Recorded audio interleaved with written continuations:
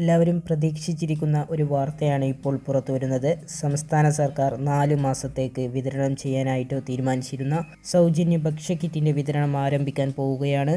സംസ്ഥാന സർക്കാരിൻ്റെ ഭക്ഷ്യക്കിറ്റിൽ 8 തരത്തിലുള്ള ഭക്ഷ്യസാധനങ്ങൾ ഉണ്ടാകുമെന്നാണ് അറിയിച്ചിരിക്കുന്നത്. അപ്പോൾ അതിൻ്റെ വിതരണമാണ് ആരംഭിക്കുന്നത്. 2020 സെപ്റ്റംബർ, ഒക്ടോബർ, നവംബർ, ഡിസംബർ ഈ മാസങ്ങളിലാണ് കോവിഡ് കാല പ്രതിസന്ധികൾ പരിഗണിച്ച് സംസ്ഥാന സർക്കാർ എല്ലാ റേഷൻ കാർഡ് ഉടമകൾക്കും സൗജന്യ ഭക്ഷ്യക്കിറ്റ് വിതരണം ചെയ്യുന്നത്. ഇതിനു മുമ്പുള്ള കിറ്റുകളൊക്കെ എങ്ങനെയാണോ വിതരണം ചെയ്തത് അതുപോലെ തന്നെ നമ്പർ അടിസ്ഥാനത്തിലാണ് നിങ്ങൾ റേഷൻ കടകളിലേക്ക് കിറ്റ് വാങ്ങാൻ പോകേണ്ടത്. അപ്പോൾ നമ്പർ ക്രമം നമുക്കൊന്ന് നോക്കാം. മഞ്ഞ കാർഡുകാർക്ക് സെപ്റ്റംബർ 24 ഇന്ന് വിതരണം തുടങ്ങും. കാർഡ് നമ്പർ 0 അവസാനിക്കുന്നവർക്കാണ് ഇന്ന് വിതരണം ചെയ്യുക.